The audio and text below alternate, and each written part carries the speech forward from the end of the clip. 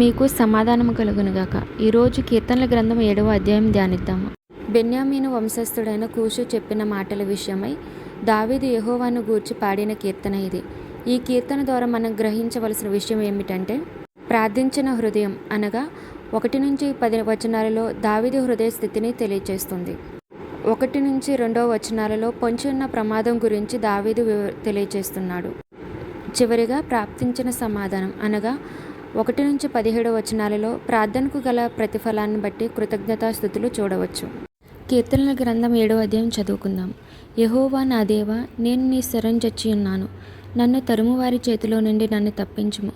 నన్ను తప్పించి వాడెవడునూ లేకపోగా వారి సింహం వలె ముక్కలుగా చీల్చివేయకుండా నన్ను తప్పించుము. యెహోవా నా దేవా, నేను ఈ కార్యము చేసిన ఎడల, నా చేత పాపము జరిగిన ఎడల, నాతో సమాధానంగాను ఉండిన వానికి నేను కీడు చేసిన ఎడల, శత్రువు నన్ను తరిమి పట్టుకొననిమ్ము. నా ప్రాణమును నేలకు అణగద్రొక్కనిమ్ము. నా అతిశయాస్పదమును మంటిపాలు చేయనిమ్ము. నిర్నిమిత్తముగా నన్ను బాధించు వారిని నేను సంరక్షించి తిని గదా. యెహోవా, కోపం తెచ్చుకొని లెమ్ము. నా విరోధుల ఆగ్రహమును అణచుటకై లెమ్ము. నన్ను ఆదుకొనుటకై మేల్కొనుము. న్యాయవిధిని నీవు నియమించి ఉన్నావు గదా. జనములు సమాజముగా కూడి నిన్ను చుట్టుకొనున్నప్పుడు వారికి పైగా ఆ పరమందు ఆసీనుడవు కమ్ము.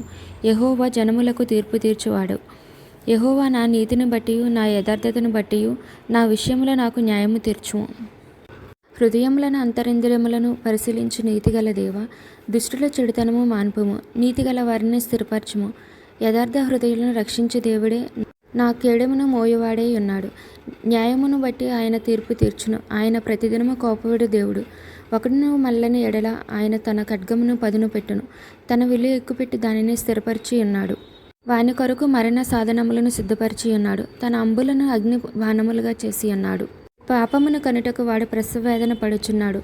చేటును గర్భమును ధరించిన వాడై అబద్ధమును కనియున్నాడు. వాడు గుంట త్రవ్వి దానిని లోతు చేసి ఉన్నాడు.